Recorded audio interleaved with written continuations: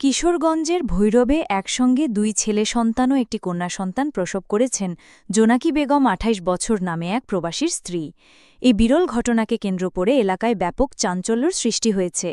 রোববার রাত ৭:৩০টার দিকে ভৈরব শহরের ডাক্তার ইসরাত জাহান স্পেশালাইজড হাসপাতাল সফল অস্ত্রোপচারের মাধ্যমে ৩ নবজাতকের জন্ম হয়।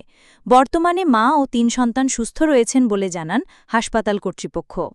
জোনাকি বেগম কিশোরগঞ্জ জেলার ভৈরব উপজেলার গজারিয়া ইউনিয়নের মানিকদি গ্রামের পাড়াতলা এলাকার বাউলবাড়ির তাহের উদ্দিনের মেয়ে ও পাকুন্দিয়া উপজেলা বাহাদিয়া গ্রামের মনতলা এলাকার সৌদি আরব প্রবাসী সোহাগ মিয়ার স্ত্রী।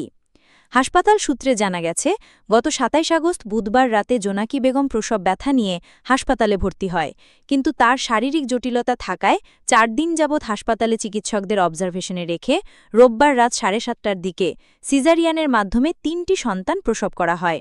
নবজাতকদের দাদা সবুজ ভুইয়া বলেন, আমার ছেলে সৌদি প্রবাসী। ১.৫ বছর আগে জোনাকির সঙ্গে ছেলের বিয়ে হয়। বিয়ের ১.৫ বছর পর আল্লাহতালা আমার ছেলের ঘরে একসঙ্গে ৩টি সন্তান দিয়েছেন। এতে আমি সহ আমার পুরো পরিবার খুশি। আমার নাতিদের জন্য সবাই দোয়া করবেন। আবেগাপ্লুত হয়ে প্রসূতির চাচা খুরশিদ আলম বলেন, আমরা ভাবতেও পারিনি ৩টা সন্তান হবে। যখন একে একে ডাক্তার নার্সরা ২টি ছেলে এবং একটি মেয়ে আমাদের কোলে তুলে দেন, আমরা আনন্দে আত্মহারা হই। এ বিষয়ে ডাক্তার ইসরাত জাহান স্পেশালাইজড হাসপাতালের ডাক্তার ফরহাদ আহমেদ জানান, জোনাকি বেগম আমাদের হাসপাতালে এলে আমরা প্রয়োজনীয় পরীক্ষা নিরীক্ষা করি এবং তার গর্ভে ৩টি বাচ্চা থাকার বিষয়টি নিশ্চিত হই। পরে সিজার করে সফলভাবে ৩ নবজাতক প্রসব হয়। বর্তমানে ৩ নবজাতক ও তাদের মা সুস্থ আছেন বলে তিনি জানান।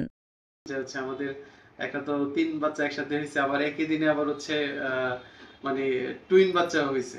তো এগুলো আসলে আমাদের অনেক বড় পাওয়া।